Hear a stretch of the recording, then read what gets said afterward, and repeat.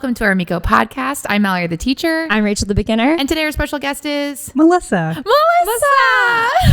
We love Melissa. We do. We love all of our guests, but we really, really, really love Melissa. All morning, I told you this already, but all morning I was like, I can't wait to talk to Melissa. I'm so excited to talk to Melissa. She did. I can confirm this was the conversation of the morning. Yeah. Well, I'm excited to be here. Yeah.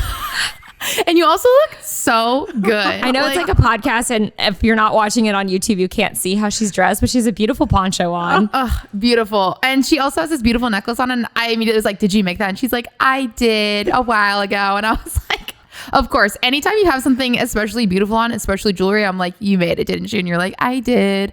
Fun fact, we saw Melissa in a showcase not that long ago. She was in 3 pieces, all very different styles. And in one of them, she did a solo. She did. And she had this beautiful jewelry on that she had made herself. It's fantastic. You're very multi-talented. I have lots of hobbies. Can you walk us through all your different hobbies? Because you do have many. I do have a lot. So I am a lawyer, so that kind of explains why I do have hobbies, because I feel like I have to have an outlet for the creative issues that I just have going on in my head. And so it's just a good balance for me. So I like to do dancing. So I love dance classes.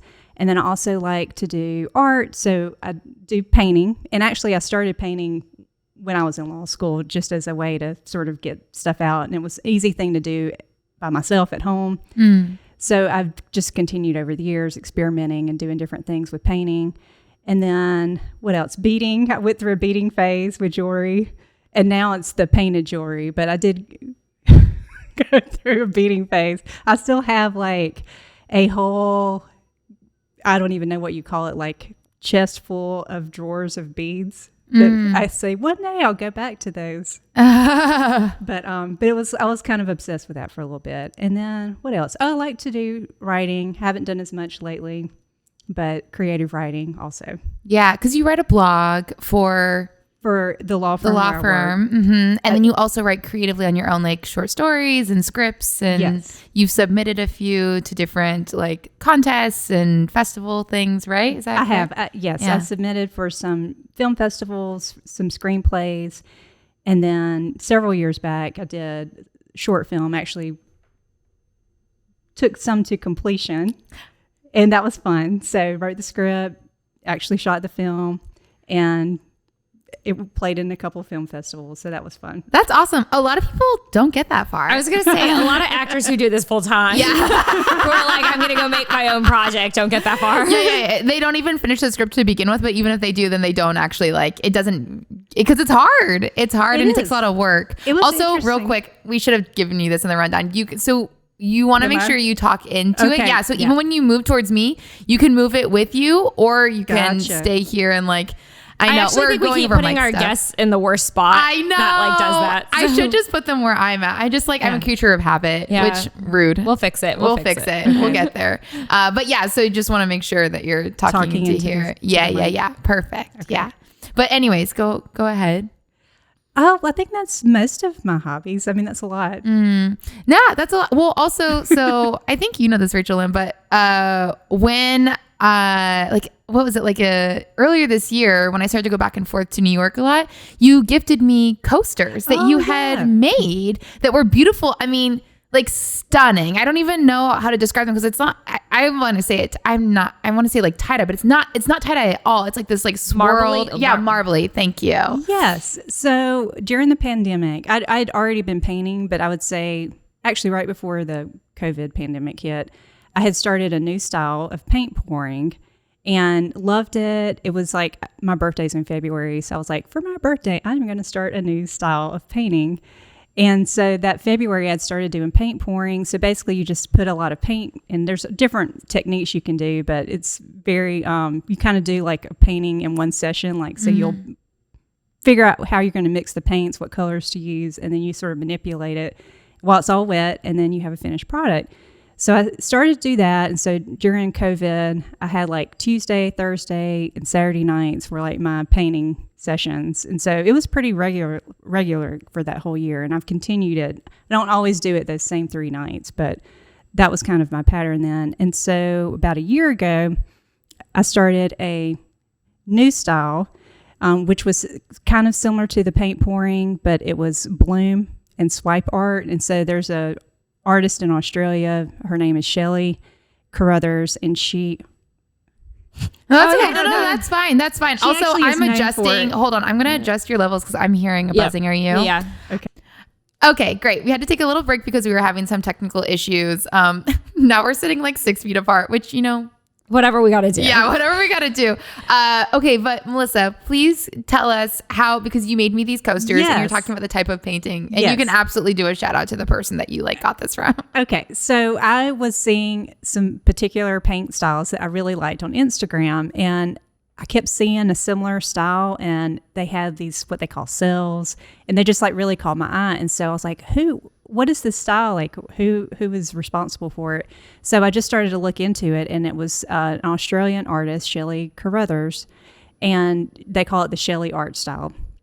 And so I ended up doing it was sort of one of my little gifts to myself last Christmas. So I got the program, and it was an online, program you could download. So, but there's a whole lot of materials. So it was new for me. I felt like a chemist the first time I did it. You have to really mix a lot of things together, and it's a lot of layering.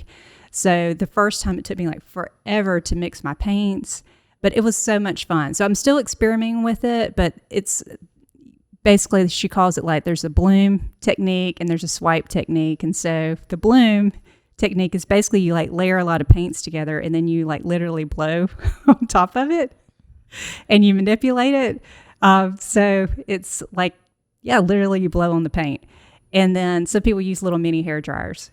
And then the other one is the swipe technique, which you can use any various types of instruments like palette knives, or, depending on how big of a subject that you're working on, you could even use I've used things what do you call it, spatulas, or I don't even know the right word for it, but it's the thing that you put put it under a pizza. Oh, it's a big flat piece. yes. Someone driving, sitting in their car is of course I know the word for this. You idiot. So yeah, you can literally, or even some people even use dustpans. It can be anything that sort of has a flat surface. And you could just sort of move your paint around on the substrate. So anyway, I just started experimenting with that. And so I really like doing large paintings.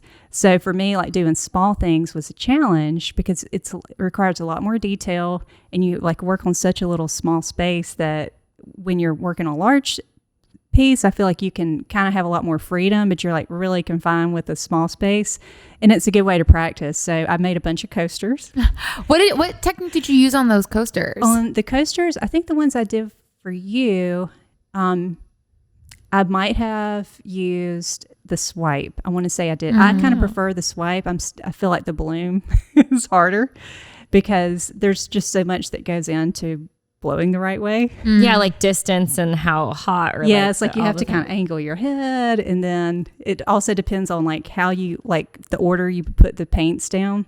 So there's a lot of interesting sort of things that go into you can do the same colors, do the same process, and it will probably look different every time. Ooh, it's very hard to make it look the same. Did you have successful coasters the first time you tried, or did you have a lot of it didn't work out? Actually, in the beginning, out of curiosity. No, I would say I was kind of happy with even the ones I did at the beginning, because, and I some people will scrape almost 90% of the stuff they do, but for me, I kind of like to have little markers to say this is how it started, or this is sort of where it was at this stage. So I don't throw away most of it, but that means I also have a lot of stuff at my house right now. but I was pretty happy. I think it took me even a bit to decide that I was ready. It was a big build up to when I was going to do when I did the first coasters. So I watched a ton of videos, really try to pay attention to what they were doing, and but yeah, I definitely can see an improvement from the first ones I did versus now. And it's the first thing my parents have wanted to purchase for me. Wow. And did you, coasters. maybe you already told me this, did you end up buying a table for everything, or do you have it? I still have the Chewy boxes. You do sell the Chewy, because so instead of having a table, she like showed me a picture and she had like all these Chewy boxes stacked up that she could put her art supplies on, like your actual like thing that you make everything on. Yes. So I still have all the boxes stacked because honestly, it's still working. Yeah. It's still working. I've had to switch some out because they got, from all the heaviness on it. Sure. Some of them had to get switched out, but I have expanded the surface. So it started out with sort of like a 12 by 12 surface area, and now it's like really big. 12 inches, or are you saying 12 inches? Like 12. Oh, okay. But now it's like really expanded. It's a pretty big area now, and I have a spinner that I use. So that's a lot of fun. That's cool. Yeah. I'll have her show you the setup afterwards if you feel comfortable, because it's like pretty incredible. Like it looks like an art studio. Well, and it's funny because you'll come into class and have paint all over you. Like not all over you, but like all over you. Like I'll be like stretching you in your straddle and you'll have it on your feet. I'm like, I see you were painting. It's a very messy hobby, and that room is just a disaster now. Yeah. But that was like a game changer. So when I used to have a different space, I didn't have a dedicated art room, and I didn't paint as much, and because you would have to like pull everything out and then like pull it all back up, and you didn't want to like mess up the area. But now like if I ever decide to do anything else with that room, it'll have to probably have like new carpet put down. I mean, I feel this way too when I had a different table in my place, and I like never wanted to work. I never wanted to write. And then I was like, I think I just need a different desk. And it felt really dramatic at the time because I was like, you just sit down and write. It's an excuse. But then I got a new desk and I was like, I'm writing all the time. Yeah. This bitch is always writing, because it's just like having a workspace that feels comfortable and like is just there, and you don't have to set it up and break it down. Yeah. Huge difference. It did make a huge difference for me. And so now I feel like it's my little room. I can go, I can go up there and just sort of block everything else out, turn music on. I even have so I do actually listen to music. I was going to ask, I'm like, do you listen to music? Yeah, what kind of music do you listen to? So bachata almost all the time. Wow. Yeah, I love bachata music and just general Latin music. So I usually will play like either a bachata station or just sort of Latin music station. Wow, this like really gives me a better image of what it looks like when you're in your zone in your art studio. Oh, yeah. And then I will say, I don't know if we can say artist names, but yeah. So I don't know why, but lately at the new Billie Eilish, her new album. So I've kind of switched back and forth between hers is like kind of moody. Yeah. So if I'm in sort of a moody mood, then I turn hers on, and I haven't gotten tired of it yet, which I feel like a lot of times I get tired of popular current music, and I wouldn't want to listen to like an album over and over. But that one it's still working. Do you listen to the whole album in order? Like when you put it on? Shuffle it. I just shuffle it. You shuffle the album though. Mm-hmm. Wow, interesting. Do you feel like the music you listen to affects the art you make? I do think sometimes I go into a certain mood. Like sometimes the mood is, I think it's hard to explain it, but I think sometimes it's either more moody or more like just sort of excitement. Like, I don't know, it's kind of hard to explain, but I do think the music and my mood have to do with sometimes the colors that I choose. Yeah. So the colors that I choose, or if I'm like really going for a big piece that I just want to like kind of just throw some paints out there and see what happens, versus the like really detailed ones I was saying, like the smaller ones, sometimes you have to like really be more structured. And sometimes I'm like, I don't want to be structured. I just want to like have a big canvas out there and just kind of be messy versus like have a detailed plan. And so I go back and forth. So, and even lately I've done some really big ones again where I did my old technique, just the general paint pouring, because I kind of miss that. Sometimes I'm like, I don't want to have to mix all the paints up and like, like just be so precise and not, have like a whole thing laid out as to how I want to approach it. Sometimes I just want to be more like color based. So I've done some larger ones again lately. How do you decide what you're going to do? Do you just like feel like have a color feeling, or do you like when you sit down, do you know what you're going to do, or you just start mixing things or picking things? It's gonna sound weird, but like sometimes I'll be like, even at work or in the middle of the day, or like even sometimes like at night, sometimes I just will like see something and it'll be like color. I'll be like, that's my next thing I want to do. That's so cool. I'm so glad I asked that question, because I always feel like everyone wonders like, what's something original look like? Where does it come from? And I'm like, oh, that's so interesting. Yeah. And then other times it's for a specific reason. So like for the holiday season, I challenged myself to try to do something that was inspired by Christmas, or, something to have to do with the holidays. So I did some red and white paintings. Ooh, do you have pictures of all these? I do. I would love to see them Yeah. after this. And I think we can share your website or your artwork somewhere. Okay, yeah, because you sent us in like a links. link Great. or something. Yeah. We'll put that in the link, because I think I truly am such a fan of your work. I think you're so talented. And I think it's really... And this is an assumption I'm making from knowing you, but I feel like you approach your art from a really joyful place, like a really pure place, and not a which is what I do when I approach art. Is like it feels a little too precious sometimes, and I feel like you want it to be great, but even just now you're like, yes, it comes to me, I see it, and then I just like go for it. I think that's something that's really freeing about it being a hobby. There's something about it being like, oh, this is the thing I do for fun. So it's not as forced as like sometimes when you're like, I gotta write this book before it's due or whatever, It's definitely cathartic. And I actually get like a little stress when someone tells me like they might want to do a commission, because I think it's so much more fun just to not have a script, to be able to say, these colors, I just feel these colors. And I'm going to play with them instead of having to think of like, this person wants, X, Y, and Z color, and they want this kind of style.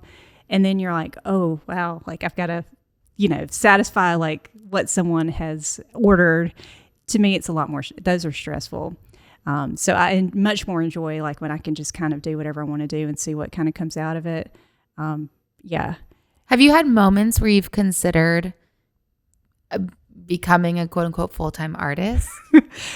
My parents were terrified. Like the first few years of being a lawyer, probably like that first year, because I had started experimenting the third year in law school. Actually, I had gone and did a study abroad program, and I had like no money, and I went to this little market in the square, and it was a study abroad program in Brussels, and they had this like cool little outdoor market, and I fell in love with this like blue painting. And it wasn't like a huge amount of money, but like I knew like the shipping would be like just out of the question, because it was big, really big. I was like, there's no way I can like pay to get this. So I was like, I'm going to go back and I'm going to try to make my own version of this painting. So that was actually how it all started. Oh, wow. I didn't paint as a child. It wasn't something that was really encouraged at our school. Like I always thought like if you couldn't draw, you couldn't paint. Like it was just like that was something that wasn't even in like I didn't even consider it. It was like if I couldn't draw like actual things that were supposed to look like something, I just thought, well, that's not something that's for me. But I saw that painting and it was just so like abstract, and it was like just color. I was like, I can make a version of this. So I just started playing around with it. And so that first year that I was a practicing lawyer, it was a lot. It wasn't exactly how I expected the job to go. And there were parts of it that, I was like, okay, this can be good. But at the same time, I was like, I really missed some of the like creative issues, like just outlets. So I was still painting. And in my mind at that time, I thought, man, if I could just be an artist. At least you made it to being the practicing lawyer. Most parents who like want their kids to be a doctor or a lawyer, their kids like drop out in their undergrad to go be an actor or something. It's been kind of a recurring theme. So at first it was... Wait, real quick question. Yeah. I do want... Because this is a whole other tangent. I want to hear this. My quick question though is, how did that painting turn out that you tried to recreate? Yeah, I did do one. It was very small. I remember it was, and it's been thrown away since then. But I think it was probably like a 12 by 12 painting. But it was blue and it had some different colors on it. But, and I enjoy it. Like, that was when I realized that painting, any kind of hobby, but like it was so important to have, because I like forgot anything that had happened that day. It was like a complete, like, you just lose yourself. And it was a great hobby, because I even feel like sometimes writing can be, like, can not be as enjoyable if you don't feel like you're getting where you want to get with it, or you have to like think, like, it actually requires like, to be in the moment. But like something like painting, like, you just can literally let yourself go. And interesting, because it's interesting how different minds work. Because if someone was like, tell us about the first, script you wrote, I'd be like, it's fucking terrible, or, whatever. And instead you're very process oriented. This is what I'm saying is it doesn't sound like you're goal oriented, or you're not that you don't have goals, but it doesn't feel like you're end result oriented. You have a schedule too that you do your stuff with, like you were just saying, like you have like a Tuesday, Thursday or something schedule. So that's also process oriented. Yeah. Which really vibes with me. I know. That's my personality. It's not mine. I wish it was sometimes. I'm like, this is why I show up to like dance class regularly or anything else. Cause I'm like, I don't know what it's going to result in, but if I just keep doing it and showing up. You're always like, I'm just going to trust the process. I'm like, what process? You're like, the process. And I'm like, okay. Cause that's it. I mean, it's all about the journey, not the destination, I just wish I had that mentality. But that's what I find really interesting is I'm like, no, but how did it turn out? And you're like, well, it really taught me that I needed this creative outlet. And I'm like, what a healthy person, because that's not where my brain was going. But it's really, I think that's wonderful, because then you were like, oh, what I got from this, what I learned was not like necessarily a technique, which maybe you did, but you're like, I learned that this is an important outlet for me.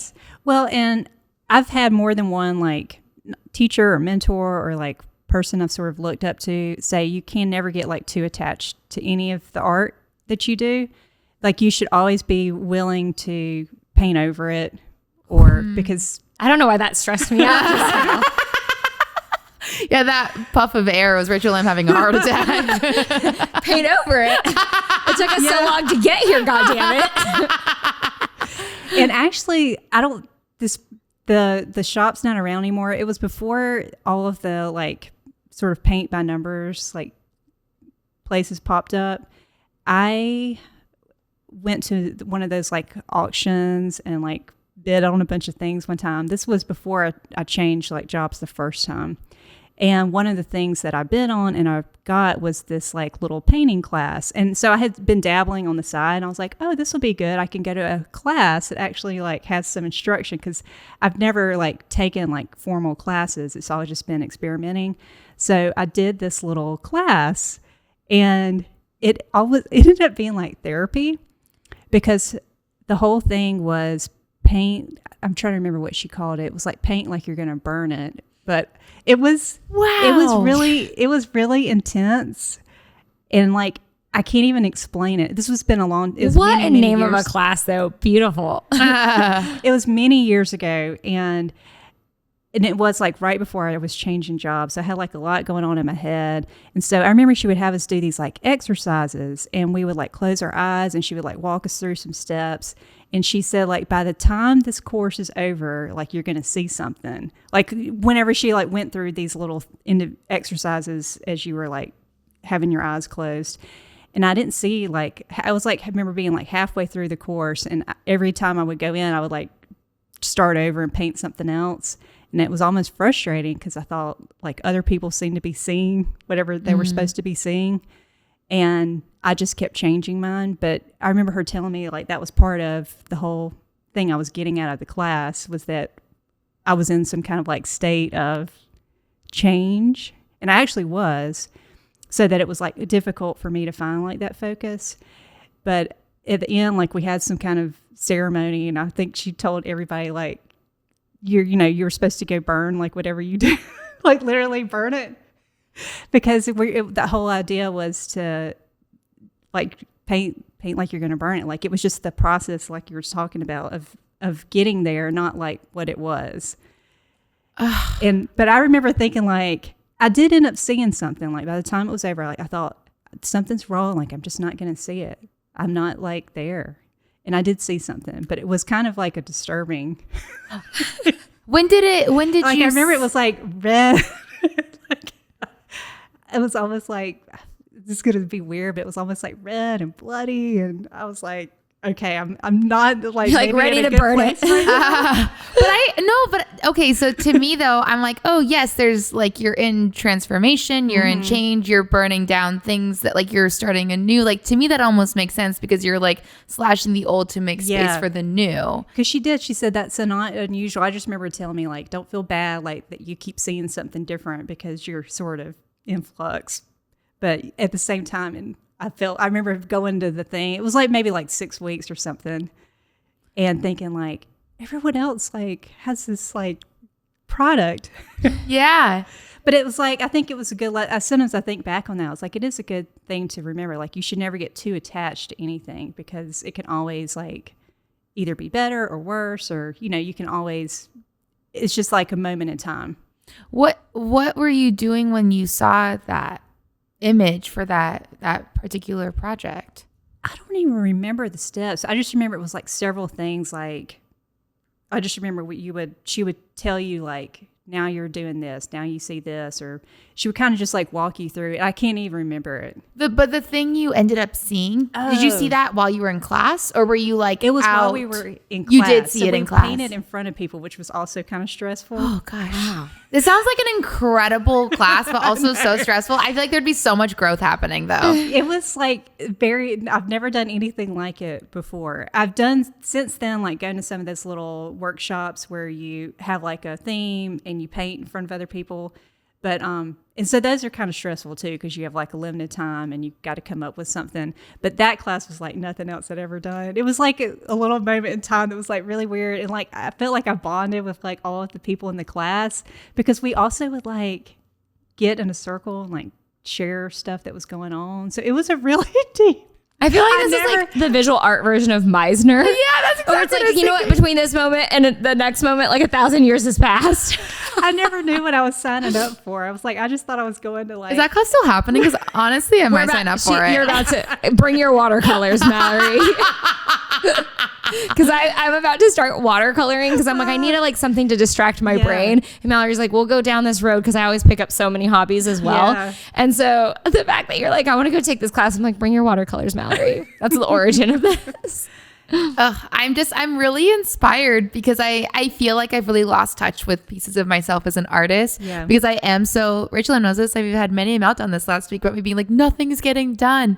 And I just want to be like joyful in the process. Yes. There's something so beautiful about the way you feel, what art does for you and how you feel while you're doing it, that we do a lot of art like professionally, performance art, and we hit like this happens to us every December, but we get real down about just everything in December. It's like the winter blues or something about doing art, and it's so refreshing to be like, yeah, this is why you do it. This is why you want to do it all the time. It sounds like this. It's supposed to be like this. Mm-hmm. It is different when you have to rely on it. It's like for your career, and I think it's like a commissioned painting. It's not the same. Yes. So for me, like, it does take the stress off because I can just create and do whatever I want to do. I mean, I do end up with things that I try to sell, but at the same time, most of it is just, I have no agenda, I have no plan. You know, it's just to do it. It's so beautiful. I can't get over it. I feel like I'm gonna listen back to this and probably cry and be like, "This is speaking to me." She's about to go choreograph in the dark.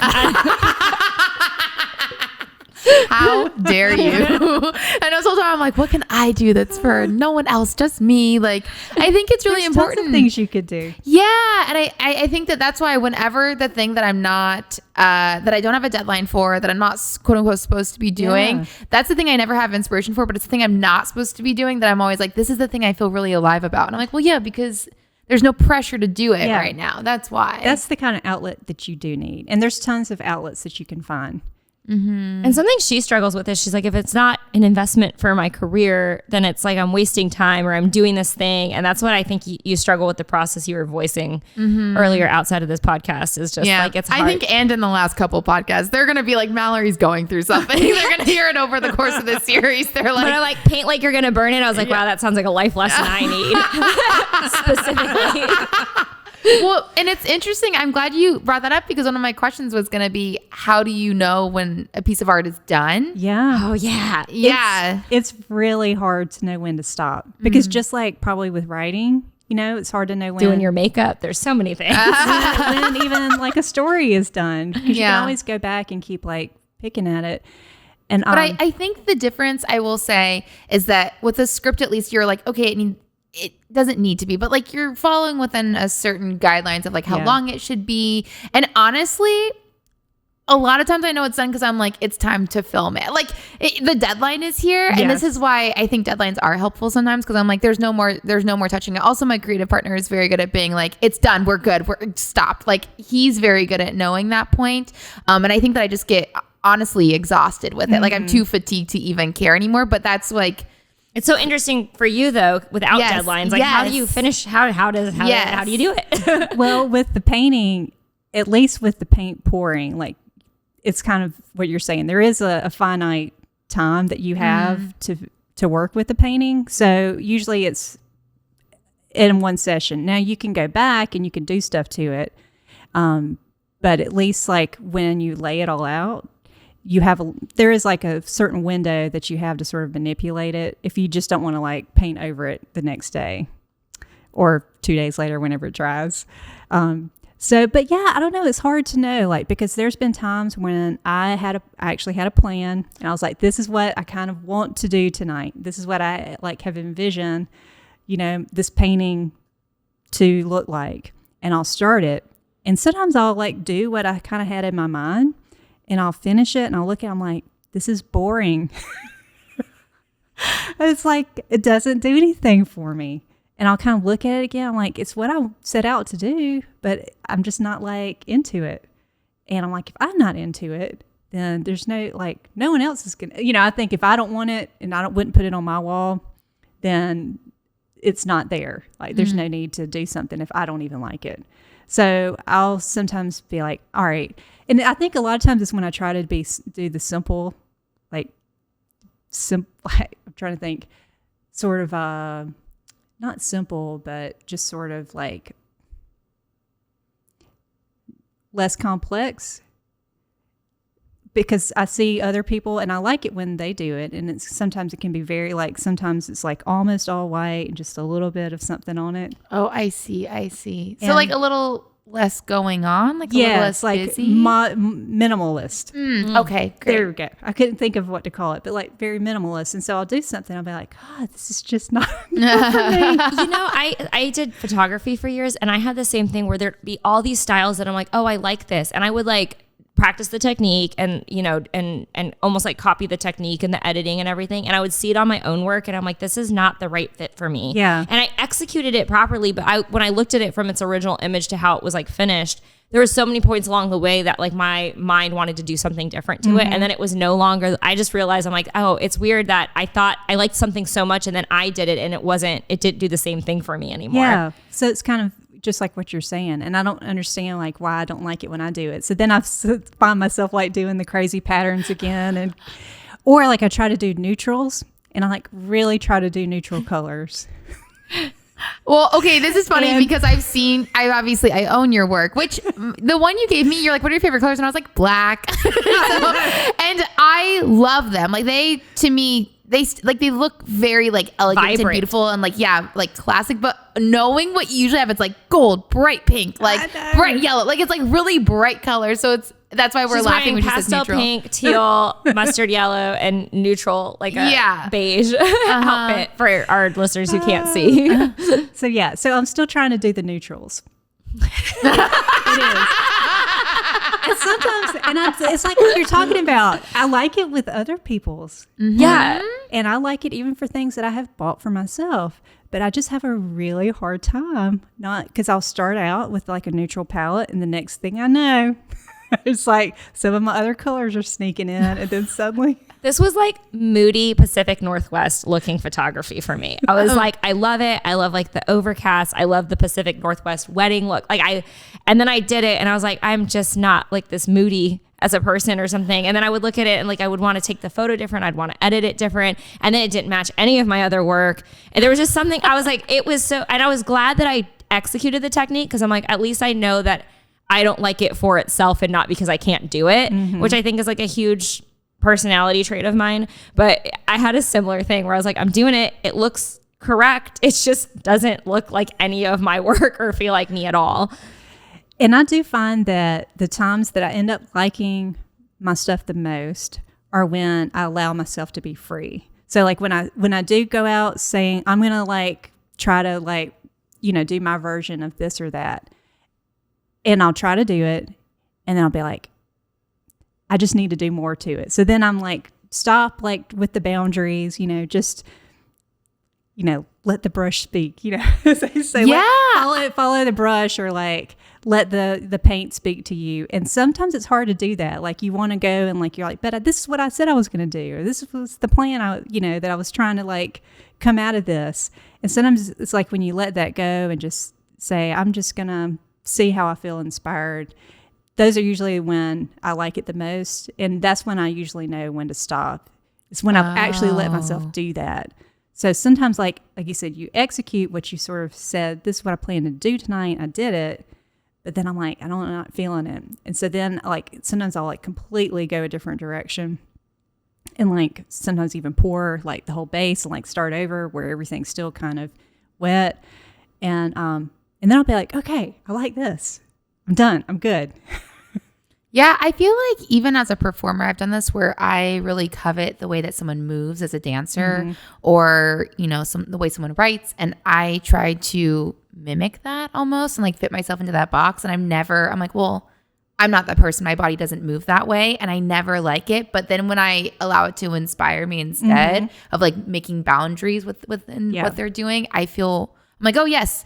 I think that there's this is just who I am as an artist, and this is who I am as a person. And like you like bright, vibrant colors and like a maximalist approach to your art.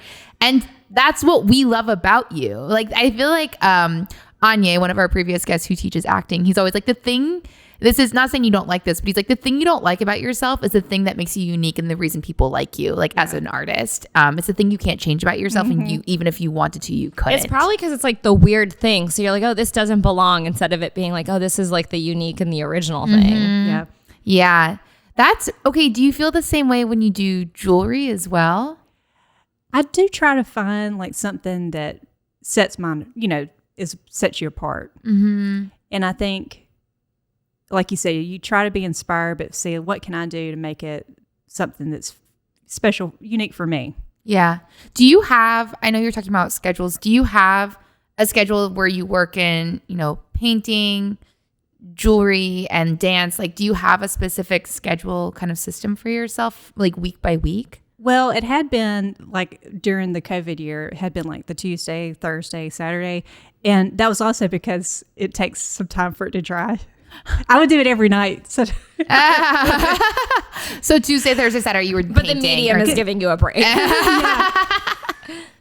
But yeah, it depended on like what was on my surface. Like I didn't want to move it, and I made the mistake one time of moving a painting too soon and messed the whole thing up, and I was just like crushed. So I did know like you have to sort of let it sit for a bit, and then but usually like 2 days is good. For it to be able to stand up or like move, because then you run out of room. I have like stuff stacked up all in my little studio room. And now are you like, okay, Monday, Wednesday are my dance days, and like Tuesday, Thursday are and you know, do you have a sort of general schedule that you follow? It's kind of a little bit going out the window because I was so busy with work. So work has to take preference to everything else.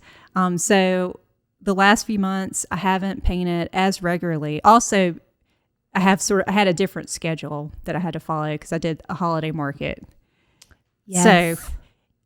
So I love painting, and I love the process, and I love that part of being, you know, an artist that has paint work.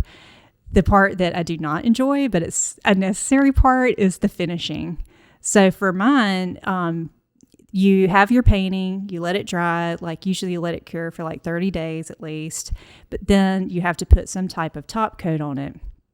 And it can either be varnish, or I started to experiment with epoxy resin the last year, which I do love. It gives it a really glassy durable finish, but it's another whole thing to try to learn. I've seen people do like epoxy resin tables, like the tables at like Hooters are like the epoxy resin like glassy top. Oh, really? And people went through like a phase where they were like doing it to like bottle caps and like everything, and then you'd see so many like not properly done ones that were like wavy or like had bubbles, and it's not an easy thing to work with in my understanding for a lot of people. It's really hard to try to get, and then it can like ruin your painting. So you can have like your painting be fantastic, and then you do this terrible top coat on it.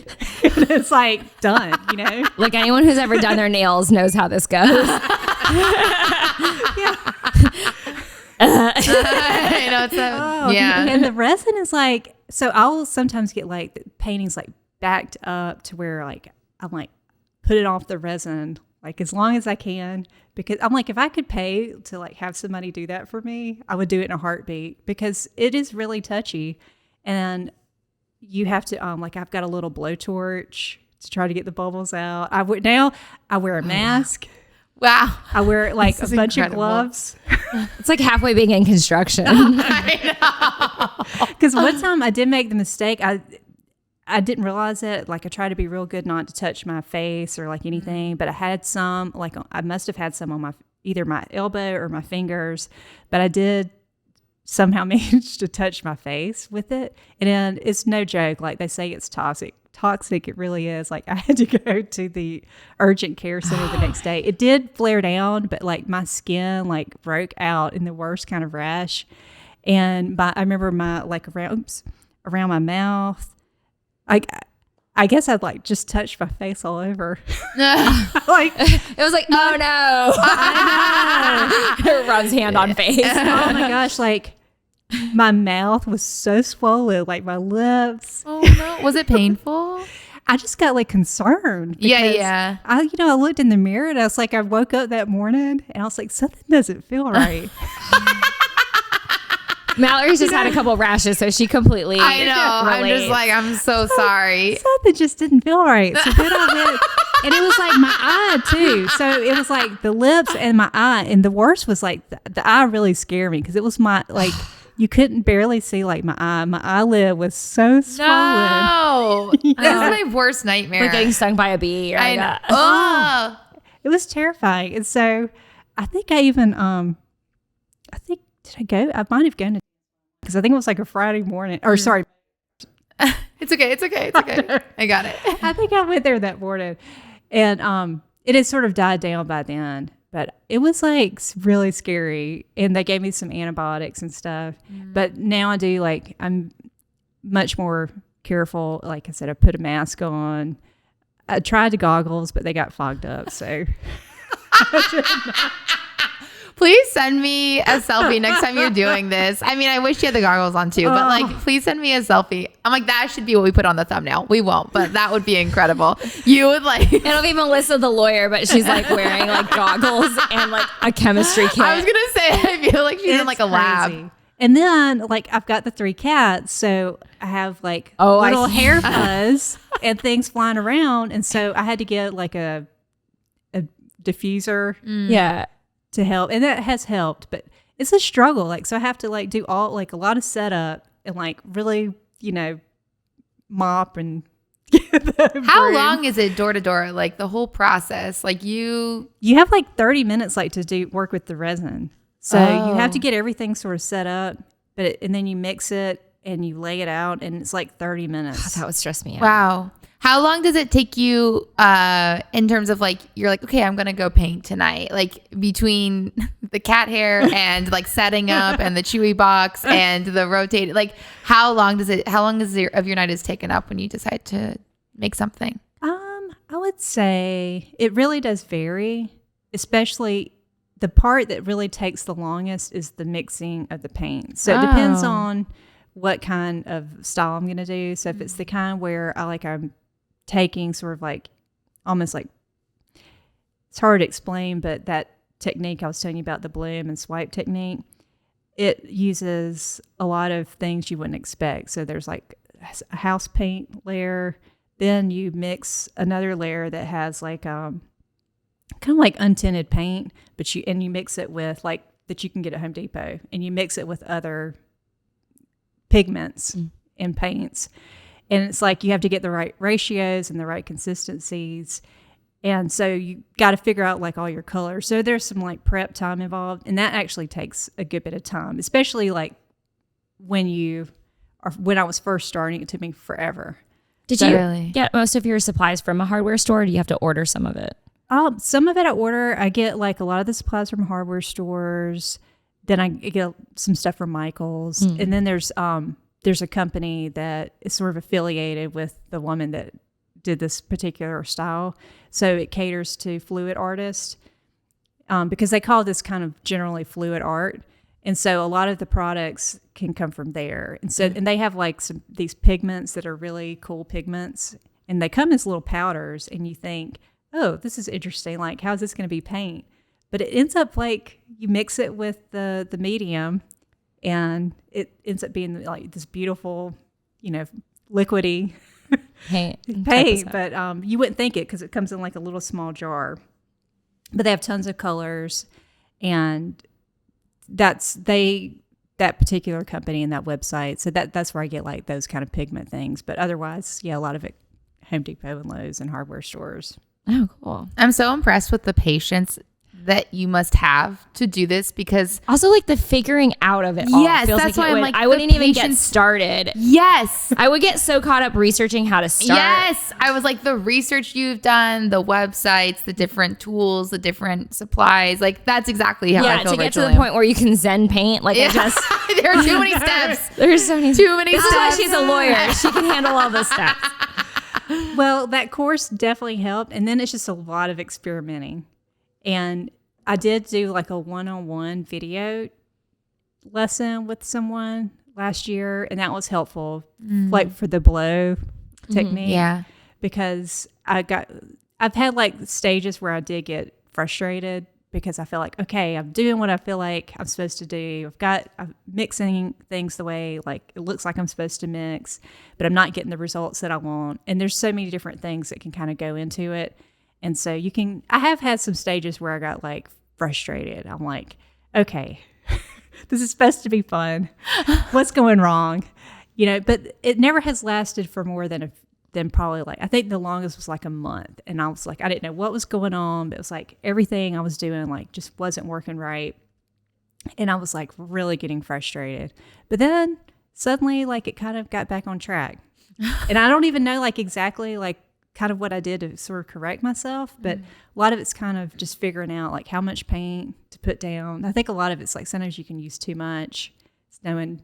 I'm glad you said this though, because I feel like a lot of times in class, like rosy colored, glasses. Yeah, a lot of times in class, and you've seen people be like, I just don't. I'm like stuck, and I'm like, sometimes you just have to keep showing up, and then sometimes your body just starts to kind of correct itself, or like it's taken in the information differently, or we also some days I can hit not even a single, and other days I can do 5 pirouettes. Like it just one day you're depends. like, my shoulders and my neck are two different parts of my body.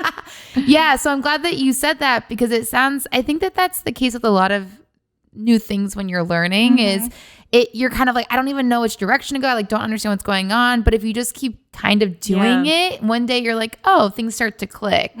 It's hard to remember that when you're in the thick of it though. Yeah. And you just have to keep trying. You just have to keep trying, because a lot of like, I thought everyone else can do this. And I would see like, there's like a group, and I see the stuff that people post, and sometimes you like, you try not to compare yourself, but you see what they're doing and you think, okay, like a lot of these other people are figuring it out, why can't I figure it out?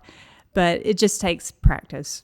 Do you get that way in dance class too? Like, are you ever like, do you feel like there's a bit of a comparison game in dance sometimes for you? I think sometimes I just think that most it's just with myself. But then I don't go, like I haven't really taken any ballet classes because I do feel like everyone else knows what they're doing with that. So I'm intimidated to go to a ballet class.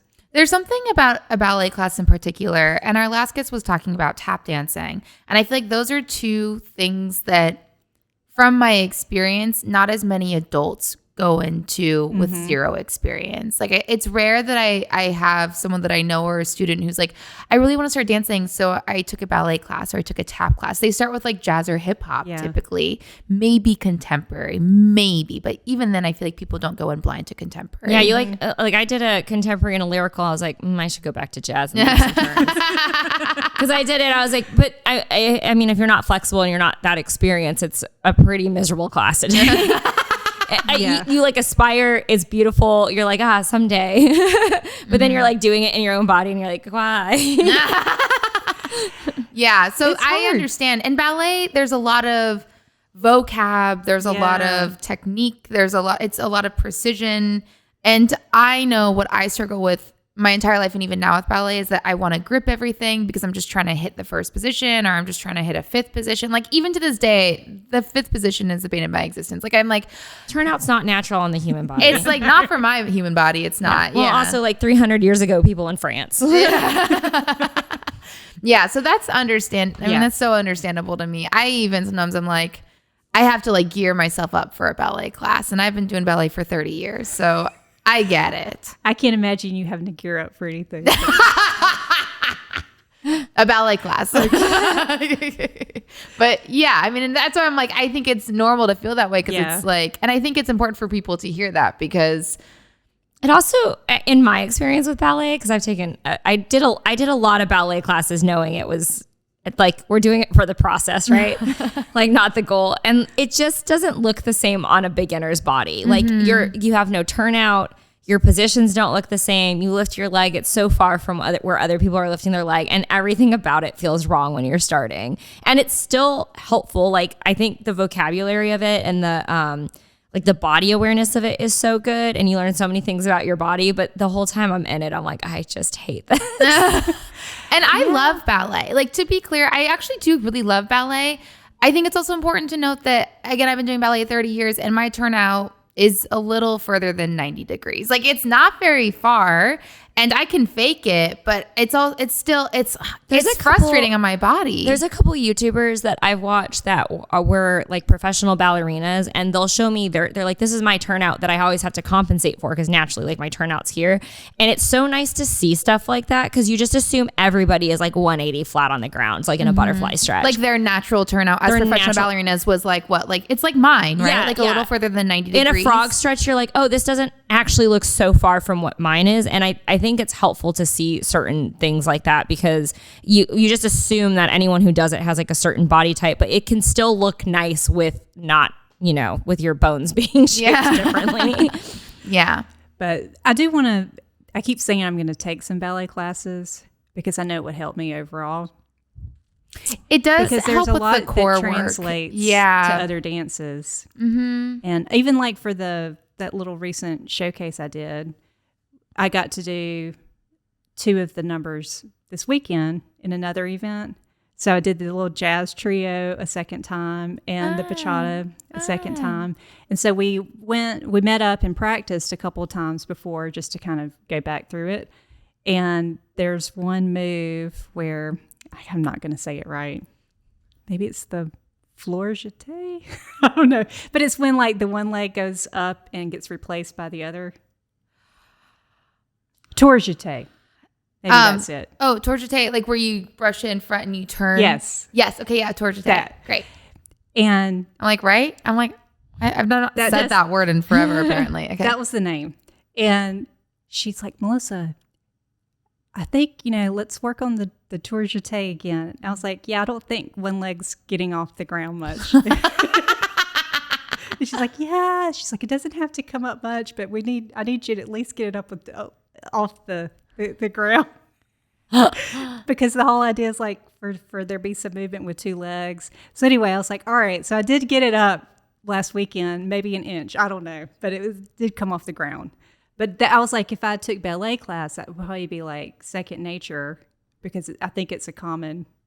It is in ballet. Yeah. It's, and also, I mean, again, there are probably people listening who are like ballerinas that are like, Mallory, do not give advice on ballet. But then you're also using tendu. So you're used to using tendu and you tendu through the floor and then until it comes up and that helps give you momentum for the tour jeté. So yeah, Also, it does really help with core work and just, and I don't mean like plank core work. I mean, there's something that happens when you do a ballet bar and a ballet center and whatever, where I'm like, my body just, it feels different. It's like, I can't even explain it. Like it just, I feel like I have more access to different parts of my body when I do ballet.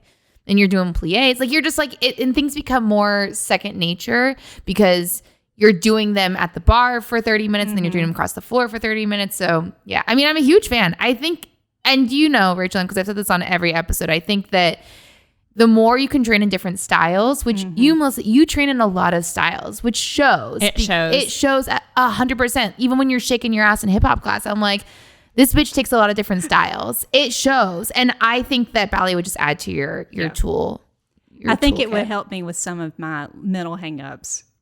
Oh, interesting. Because I think the things I get afraid of, I'm like, I think the missing piece probably is the ballet. What do you get afraid of? I feel like I might know, but tell me. The turns? Anything turn related? Oh, interesting. Well, like that, gosh, the one where the leg, like you turn and the leg comes up, the one that I'm still trying to conquer. Oh. Like a pirouette? No. I'm terrible with the vocabulary. No, I mean, it's a fouette turn. Is that no? Oh, wait. Can you describe it to me? It's when you turn and one leg comes up, like in an arabesque. No. I'm just drawing a complete. Wait, I am sorry. I have you were to working on it. I was before you left. Oh, is it like a turn into a leap? Like it's like the turn and or maybe it's the leap and then the turn. Like the calypso or like the single stack? Okay, great. I was like, I wonder if she's, when you said I worked on it, I was like, okay, it's not wet days. Okay. Yeah, I was going to say you don't run those in class, but I know that you like are a pretty advanced dancer with some of the stuff from your show. And so I was like, Melissa, you're a pretty advanced dancer. Yeah. Yeah. Okay. Yeah. I feel like something that we've talked about a lot with you in class is just like, getting off the floor. Like there's this like, and I think like, because I saw my niece in a performance last weekend, and it was all like, I found out afterwards that everyone in the show was like 14 or younger, and I didn't even know that when I was watching. I assumed some of the girls were at least like in high school, like juniors or seniors, but they did a great job. And I watched them, I'm like, wow, like I took dance classes as a kid, but we did not learn like a whole lot of advanced leaps and turns and whatnot. I think dance is just like maybe like they just teach kids a lot more like sooner now. And also like when I was younger, even stuff like I think lyrical had just become, and I was in South Georgia, so that could have also been part of it. But lyrical had just started to become something that was being taught, and I really did like that look, or like contemporary, but it was really new. So I think I was like in high school when that even like kind of started to make it into part of the classes down there. But I was like watching my like 11-year-old niece, and she was doing like some of those, like the calypsos, like the single stacks. I'm like, oh my gosh, like my niece like thinks that's like nothing. It's like, those became very popular when I was competing. Like everyone was, and then they start adding like the back, like you start kicking your head, like the arch and everything. Yeah. So I was like, wow, like these kids are like totally fearless. They are like, and I'm like, those are the things that terrify me in the dance classes. And I'm like, and I was like amazed. I was like watching these young kids do like all kind of like crazy leaps and stuff. And I was like, man, if I could just. I also feel like you're more fearless when you're a kid because you haven't been hurt. Like I used to do cheer where I did basket tosses. People would throw me up in the air. And now I'm like real careful when I'm doing leaps because I'm over 30 with no health insurance. And I'm like, I know who I am. Like I watched a lot of Tosh Point where people were breaking arms, like, what can happen. So I feel like when you're younger and you're even like shorter and closer to the floor, It is different. I think you don't think about things as much as a kid. And so part of it's like being older, and I think just getting over like, can I do this? Am I too old to do this? will my body let me do this? So I think you definitely think about things more. Your leaps have improved tremendously, though. I think I said this in the last You class. have beautiful leaps. Yeah, I was like, whoa, what got into this bitch? Because you were just like flying. You were high in the air and your legs were like almost at a full split. Oh, it was really I don't impressive. know what was going on that last time that you had the class. I was like, I think those were the best leaps I'd ever done. They're the best leaps I've ever seen you do. I was like, these are incredible. I was like, am I going to cry? Probably. It was really wonderful. I think, was that the day too? I was like, what's going on, y'all? Because y'all are killing it. Like, It was a good something was in class. the air. Yeah. It was. And will you just walk us through your dance journey a little Sure. bit? Yeah. So I did take ballet, tap, and jazz as a kid. It was one of the, sort of things that I did as a child. But I was real active. So I did dance. I did like it. But I also did like tennis. I did basketball at one point. So it was like one of many things, like a lot of people. Were your parents putting you in all these, or were you a kid that was like, I want to do all of these things? It started with my parents, but then as most of our hobbies went, like at some point we chose like what we wanted to keep focusing on. But my mom, or my parents, my mom and my dad, like originally when we were, my sister, I have one sister, they did initially take us to those before we knew like what we were asking to do. So they were like, we're going to put you in many activities? Yes. That's incredible. incredible. Just sort of see what stuck. Oh, okay. So they were like, throw everything like a trial and error, sort of like, we'll You throw have a everything little so it reference to sticks. know I like this more than Yes. this. Which I appreciate. Yeah. Because I you did don't the same know thing. as a child, like, I mean, someone's got to take you to those things and like sign you up. So Are you older or younger? I'm the young. Oh, sorry. I'm the older. You're older? I'm the older. I'm older by my sister by 2 years. Okay, great. I was just curious. Yeah. But yeah, they signed me up for dance classes. I did a very short stint with baton. That did Rachel all. I got a fire baton in my closet. That one did not stick. I think I quit that when they told me I had to throw the baton up and turn around twice and catch it, and I couldn't get it. And I was like, I'm done. I don't want to do this. So that was short lived. But I did stick with dance. So I had fun. Like I had a lot of friends that were taking the classes with me, and it was a lot of fun. So I did enjoy doing that as a child, but I never thought I would do it. I thought like, okay, you do this as a kid and then it's over.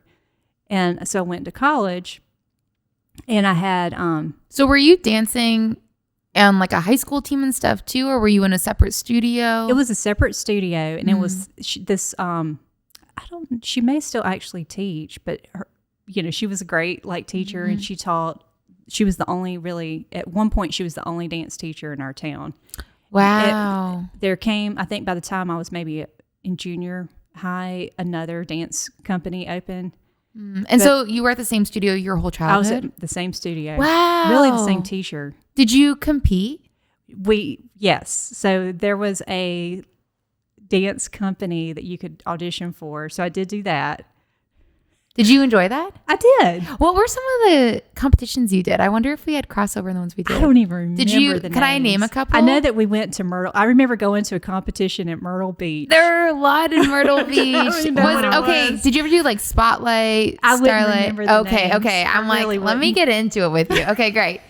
I just remember going to one at Myrtle Beach. We had a number that was not my favorite number. We danced. We were dressed as clowns. And like when you're young, you kind of like outfits are like part of it. Yeah, And yeah. so these outfits were not attractive. They were like literally like clown outfits. They were like real big and bulky. Oh my And gosh. we had to dance with tires. I remember I had like a big tire, and there was some kind of drama. Like some of them had like, it was sort of just like, I don't even remember what the dance was, but I just remember a lot of props, and some of them had those ribbons that you. Oh my god. I mean, as soon as you said clown costume, I was like, there were a lot of props in this. I knew. I saw it. You don't remember what song it was, do you? I don't. They're Yeah, like, it's okay. gonna be the circus. It's gonna be a rhythmic gymnastics. But it was, like I said, it was not our favorite. Yeah. But something happened. I remember like some girls like moved some of the props backstage. And so it was like drama. And we got like so mad. We thought we were robbed, you know. Were you in junior high or like elementary or high school? It was at least junior high. It could have been like 10th grade. Okay, middle school or high school. Yeah. There's a lot of drama in the dance competition world, in case you don't know. Like, just like everything's a big deal. I remember when I was like 9, I had... It's already sounding ridiculous. It's so ridiculous. We had these like silver costumes and those, I don't know, I think they were a little more popular back then, but like the silver wig where it's like a bunch of small little, what is that? Like the like little like tinsel? Yeah, it's tinsel essentially. And it was like, it's essentially the haircut I have now, but with like silver tinsel. And we go on and like my thing wasn't like pinned down enough, so it fell off on stage. And I don't even think it was a competition. It may have just been like a local, like we were performing at like an elderly home or something, but like it fell off and I came off and all the parents were like, what happened to the wig? No. Like, didn't you pin it down? How many bobby pins did you use? This is well, you know, it's completely This was like on like Dance Moms where they're like, you never let the hat touch the floor. Yeah.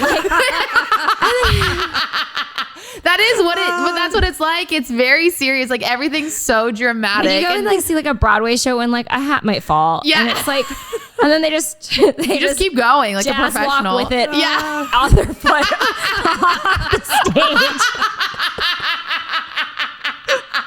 Like a goddamn professional. That's what you do as an adult. But as a kid, they were like, well, you fucked up everything. Now we're going to get second overall instead of first. Like, right? But isn't it like that? The wig came off. Yeah. It was.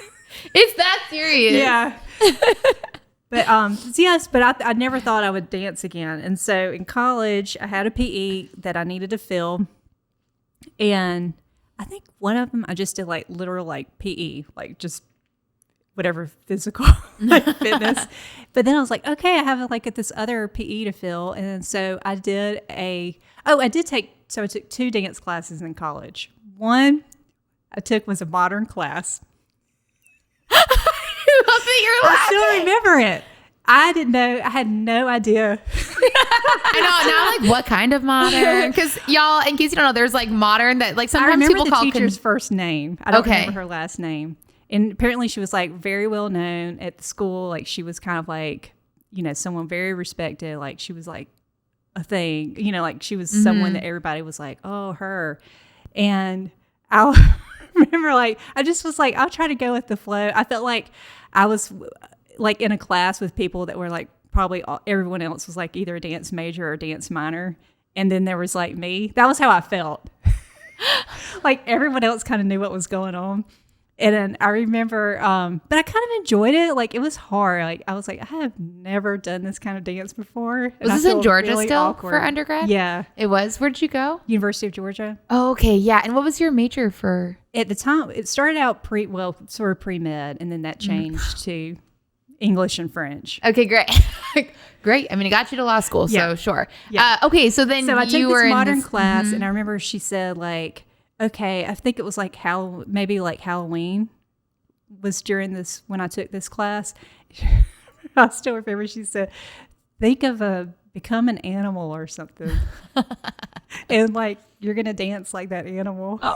This is the kind of modern dance class I was hoping you took. And it's just like everyone's gonna go around like in the circle. Like then we had to go out in the middle. This is where I really developed my zebra technique. In your animal character, and I was so uncomfortable. But I was like, it was so not. Sorry, me. I laughed into the microphone.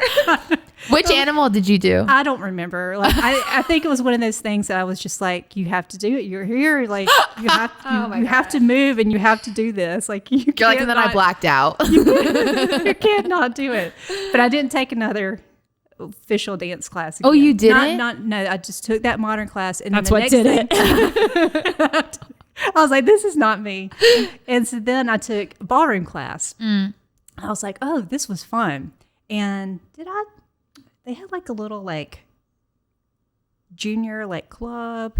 And I think I even signed up, like, I think the quarter that I took it, I think I signed up for some little like junior study like group.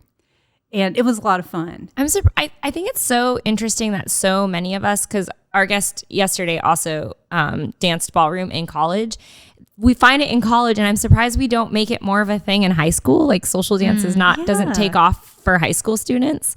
And I had never been exposed to it before, but it was fun. And so then years passed working, never thought about dance, didn't even know like there were adult dance studios. Oh, really? And then my sister got married, or she was getting married, and I had changed jobs. So I'm trying to remember. I can't remember if I had turned 30 yet. I think it was before I turned 30. I had this thing for a while where I said if I was not like settled down, like when you're young, 30 seems really old. Y'all are still young. Y'all are still young, but I'm older now. But at the time I thought when I turned 30, if I'm not settled down, I'm moving to Paris. That was like my thing. And so anytime I had I didn't feel like life was like going the right way, I would just like remember like, hey, you've always got an out, like when you turn 30. But then I actually turned 30. And I love that Paris was always the viable option. Yeah. I was happy, and I did not feel like I was ready to move. And I think part of that was, I think it was before I turned 30. I'm trying to remember the timing, but my sister was getting married. And so I got her and her now husband a little Fred Astaire package at the time. I was like, you can use this for your first dance. And I was like so jealous because I thought, man, of this gift you got her. I wish I could like go take ballroom classes with someone. And I just assumed like you would need to have a partner. It never even occurred to me like you could just go like and learn it. And so she didn't use the classes. And I don't think I got her package, but I think I called the studio, planted a seed. Oh, but before that, so she was getting married. I got that package for her. And then I took a trip by myself. I remember a partner coming into my office and he said, you haven't taken a vacation in a while. Like you've been working hard. And I remember I thought, wow, like if a partner's telling me I need to take a vacation, it's time to take a vacation. So I think like that week I like decided I was going on a trip, and it was when Katrina hit. Mm-hmm. So I took it was like Labor Day I think it was that Labor Day weekend. So I went to a Club Med trip, and I had the best time all by myself. And they had dancing at the Club Med. And I think it was like salsa dancing, and I didn't even know what I was doing. And but I was like, this is so much fun. I remember like, I'm going back. You have like trips like that where it's like you feel like they're like these life-changing moments. Yes. And so I was like, I'm going back. I'm signing up for dance classes. So I called the ballroom place, and I was like, can you go without a partner and take classes? And they're like, sure. So anyway, that was how I actually got on track with dancing as an adult. Wow. And so I got really into ballroom. I would say I was like kind of addicted to it. So I did competitions. Oh, wow. I was really into it for a few years. I loved it. And when I was a kid, I didn't really do I was never like dancing and on like spotlight. I was taller, so I usually was on the back row. Mm-hmm. And I never was like I just enjoyed being part of the group and doing it. But I never was like one of the kids that was being focused or spotlighted. So it was different, like finding like dance and ballroom where like it was like on you. Mm-hmm. Because I'd always been part of a group before. So that was really different to be like, this is all about like me right now and my partner, but like two of us like doing whatever we're doing. Versus like a group. Mm-hmm. How tall are you? 5'10" without heels. 5'10". Okay, yeah. So then the studio you were at, did they find you a partner, or did you find your own partner? I danced with the teacher. So I took lessons with the teacher. And so then they call them pro-am competitions. Mm-hmm. So it's pro and student, pro and amateur.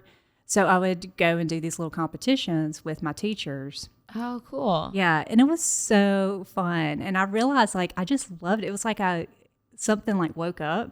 And even my parents like saw that I was happier. So I was still working a lot, but I was like, I made it work. I was like, I don't care if I have to like go to practice like late at night, or like I would sometimes go and like take the lessons, then go back to the office, because I was still working kind of at a different kind of place at that time where it was a little bit more intense. Mm-hmm.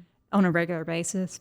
So I was like, I don't know, I'll make it happen. Like sometimes I would like go and like take a lunch break and take a class and then go back to work. I loved it. And I was like the best shape I've ever been in my life too. But it was expensive hobby. So it got a little out of control. And so then it was like, I kind of had to put the brakes. And so as I was doing that, I discovered one of the adult dance studios in town. And so I started to take some classes there, just to sort of vary up and like do some different styles. Because I thought this would help like loosen me up, for certain types of dances. So that was how I started to take like some jazz or like, I took like, I think a lyrical or contemporary at the time, just to kind of get a little looser. Mm-hmm. How long were you competing in ballroom? I started taking those classes in 2005, and then I think I stopped in 2009. Okay, so you did it for like a solid 4 years. Were you 4 years able to do like any visual art during that time too, or did one have to like take the back seat because of time? No, I was still painting, but not as like regularly as I do now. So I would kind of go in like spurts back then. And plus I would like have to pull all that stuff out and do it. So I kind of have like spurts. Like I would have like a moment where I would spend like probably like maybe like 2 months like really being like obsessed with painting. And then it might be like several more months where I didn't do any painting. And then there'd be like, I don't even know, like sometimes it was because I was like really excited or happy, or sometimes because I like needed to work things out. So at that time it was more like spurts. Okay. And then now it's more, I would say more consistent, especially because of, I feel like I finally found a painting technique that connected with me more than the ones I was doing before. And when you say something woke up in you, and I feel like I understand exactly what you're saying because I had that recently. I've talked about it on like every episode. I don't know if I can, but do you know how to put that into words? Because I don't know how to describe it, but something like happens. And it was like I needed it.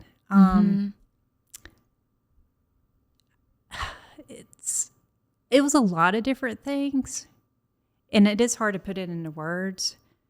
And I think it doesn't have to be like, for some people it might, it doesn't have to be dance, but for me, like dance actually did help it. And I think it was like in a weird way.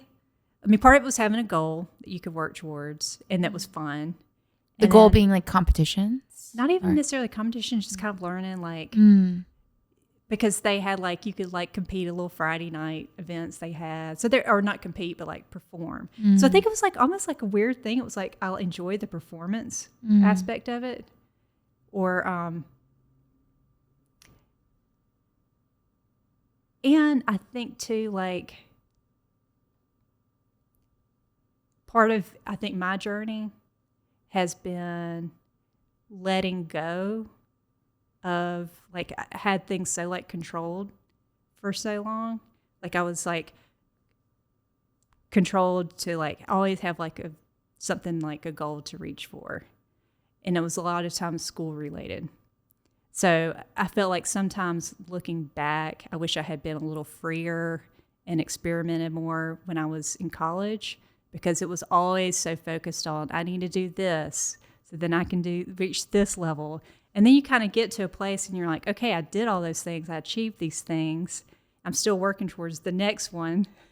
But it's like, but I want to have fun. Like, I just want to also like, just let all the steam out.